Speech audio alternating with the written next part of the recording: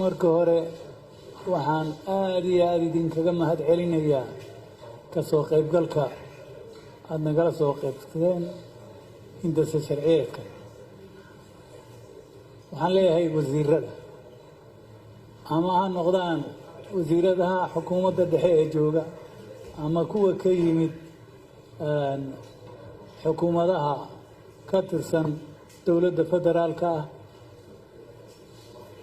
xildhibaanada dowlad goboleedyada ee halkan jooga,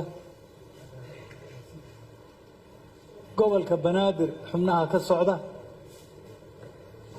bulshada rayidka ah xubnaha ka socda. anigu maanta markaa hadal halkan badan iima yaallo, waxaa keliya aan idin leeyahay ku soo dhowaada hindisa sharciyeedkanina laba cadow oo maanta dalkeenna sare kulul ku haya ayuu mid u joogaa xalkiisa iyo ka hortaggiisa. kaas waxa weeye waa nabaad guurka ku dhacaya dalkeenna ee baabi'inaya bad iyo berriba. waa maxay kolkaa cadowgaasi? waxa weeye sharcigani waa kii aynu kaga hortegi lahayn oo aan maanta ku faraxsanahay, yacni 99% inaynu halka goobjoognahay oo ku talagelayno in si wada jir cadowga noocaas si wada jira ayuun baan kaga badbaadi karnaa. waxaa tusaale fiicana, waxaan filayaa degmo kasta oo dalkana waxaa jiraya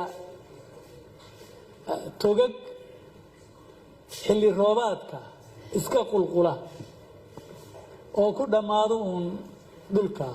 haddii la qabto biyo xireenna loo sameeyo way anfacayaan. dhirayntu muhiim bay inoo tahay.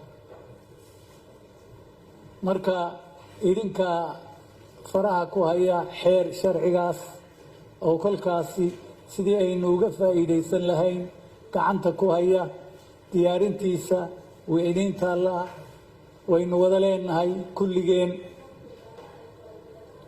cadowga labaad ee aada u xun ee aynu rabno isagana si wada jira inaynu uga hortegi karnaa oo aynu ula diriri karnaa waxa weeye qoladan sheeganaysa al-shabaab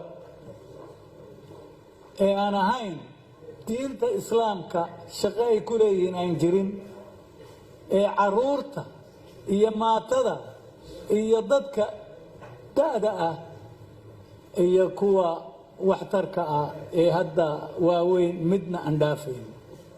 waxaynu kaga hortegi karnaa iyagana waa wada jir iyo isku duubnaan. laakiin hadda maanta innagu halkan ereygaa waan idhi, laakiin maanta innaga waxayna hor yaallaa waxa weeye waa hindisa sharciyeedkan oo aynu si wada jira u diyaarinno, si ficilana aynu kolkaasi dhaqangelintiisa aynu ugu dadaalno. aad iyo aad baad u mahadsantihiin. wardheer iima yaalla, waxaa dhammeeyey intii hadashay hadda dhammaan waxay ka hadlayeen shirka. kolkaasi sharcigaasay ka hadlayeen, way inoo tilmaameen. soo dhowaada, aad iyo aad baad u mahadsantihiin. wuuna inoo furan yahay, doodii iyo ka hadalkiisii waa inoo furan yahay. waad mahadsantihiin. aad baa mahadsantahay gudoomiye.